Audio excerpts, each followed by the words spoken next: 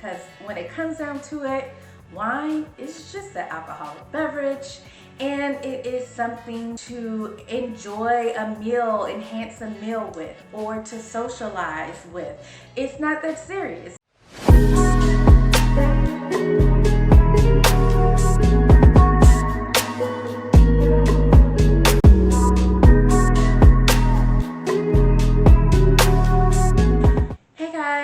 Welcome back to Let's Wine About It. If you are new here, my name is Elise, and on my channel we talk all things wine and all things that make you want to grab a glass of wine. Okay, on this episode we are talking about the 5 things that you must not do as a new wine lover. One thing I want to say at the top, you will never know all there is to know about wine. Some of the most renowned sommeliers and experts out there that still don't know all there is to know about wine. It is a continuous journey that you will go on.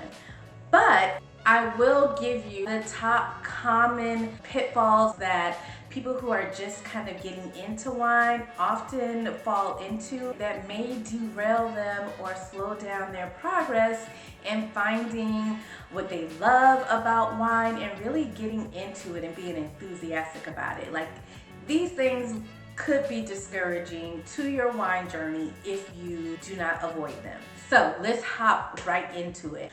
Number 1, do not be intimidated by wine snobs. This is probably the most important thing to keep in mind while you are on your wine journey.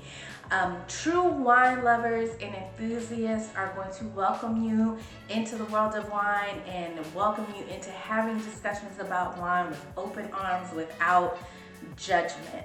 Especially now, the culture of wine is really starting to change and be more open, whereas in decades past it's been very kind of exclusive and pretentious almost. And so sometimes coming into the world of wine, you may kind of feel overwhelmed or, intimidated by people who are saying all these wine terminologies that you have no idea what they're talking about.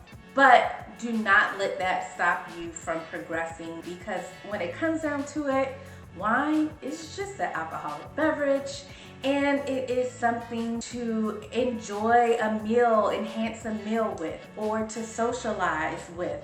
It's not that serious when it comes down to it. I've said it in previous videos before that it's very similar to the world of sports. There's different levels of spectatorship, if that's a word, and fandom. And some people just simply enjoy watching a game here or there. Some people know every single stat to every single team in the league. So you find where you feel comfortable. There's a community for you in that space. So don't let wine snobs discourage you from going forth and cheersing with joy and asking questions and exploring wines, because there's a space for you wherever you fall. Number 2, don't go in blind.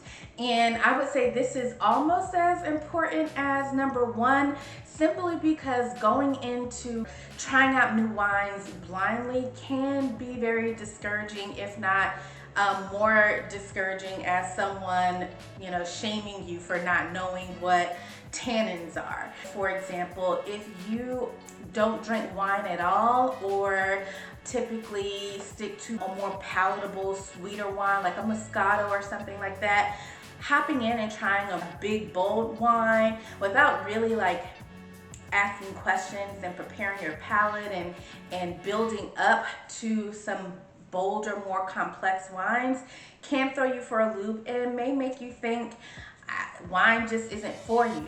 What you want to do is make sure that you ask questions. Take what you like in what you're currently drinking, go to a wine shop, go to a wine tasting, Get yourself in a controlled environment where you can ask questions, taste a variety of different wines, understand the complexity and the structure of those wines, and then you'll slowly start to understand what your palate really appreciates.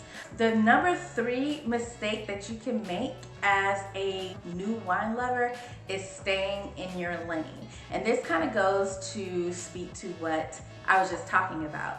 So most people, when they find something that they like, they kind of just stay there. But as your knowledge of wine grows, so does your palate. For example, for me, I started off years and years ago, and my favorite wine was Merlot. Could not be further from what I enjoy now. I'm now more of a Pinot Noir girl. I love a Pinot Noir. I also like a Cab and a Shiraz, but my go-to is always going to be a Pinot Noir. And that kind of developed over time as I tasted more vintages of Merlot, Merlot from different regions, Pinot Noir from different regions and different vintages, and I was able to understand the common characteristics of these wines. My taste started to change, my preferences started to change. You want to make sure you're continuously trying new things and taking note of what you like about each wine. I know that I typically like red wine, but I've even found some white wines recently that I really enjoy. I actually really like an Albarino.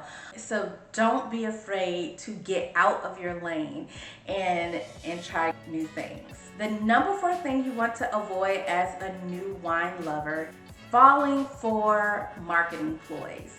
Okay, every celebrity out there almost has their own wine at this point. From rappers to singers to actors to football players, everybody got their own wine, okay? And they all come in really nice bottles with pretty pictures on it. Those bottles also come with a little price tag to compensate for the marketing. And it doesn't always equate to a quality wine. So do not fall for the marketing ploys. Just because your favorite celebrity is on the bottle does not mean that's going to be your favorite wine.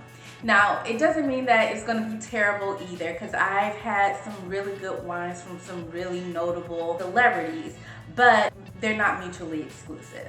So do your research and stick to 1, 2, and 3 things to avoid.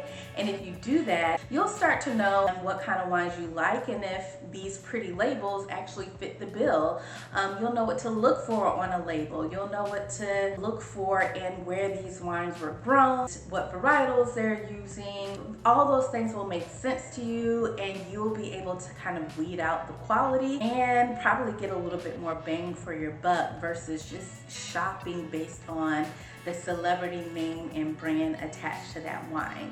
So, number 4, avoid the marketing ploys. The 5th and final thing you want to avoid as a new wine lover is shopping solely in your local grocery store.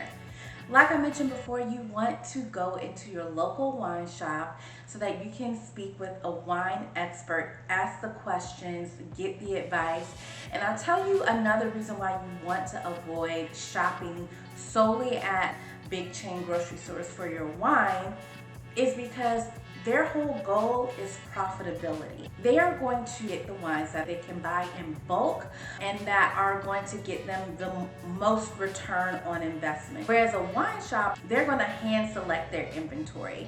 9 times out of 10, each wine shop, there's someone in that shop, the wine owner, the associates working there, have tasted the wine that they're selling. They can actually speak to you and tell you exactly what kind of wine they recommend based on your preferences. So it's going to be more of a tailored experience, and I know a lot of people may feel intimidated maybe going into a wine shop, like they have to come knowing what they want already. That's not the case at all. Refer back to rule number 1 of what to avoid as a new wine lover. Do not let yourself become intimidated.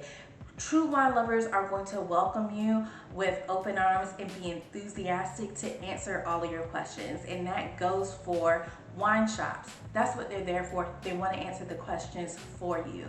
So go there and you'll have more of a hands-on experience where you can ask questions and figure out what's going to be the best for you.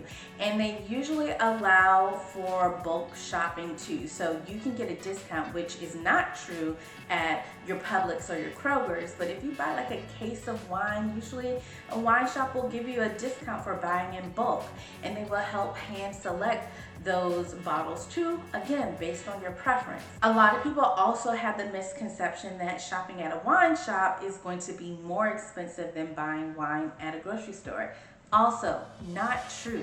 Again, you can get discounts and savings by buying in bulk, but then also they have a lot of hand-selected wine that meet every price range. A good wine shop is going to want to be able to provide alternatives for each budget. So you can literally go in and say, hey, I really like Viv Clico, but I want something a little lower in price range but similar to that style of, champagne, and they will provide you a lower price sparkling wine that may be made in the same traditional champagne method, but from a different region that's going to cost less. Like, that is the kind of experience you're going to have with a wine shop versus going to the grocery store. So it's the perfect place to start your wine journey and get to know, how to shop for wine, which wines you like, and build your confidence in selecting a wine.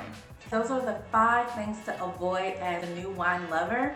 I hope you found this super helpful, and as always, cheers.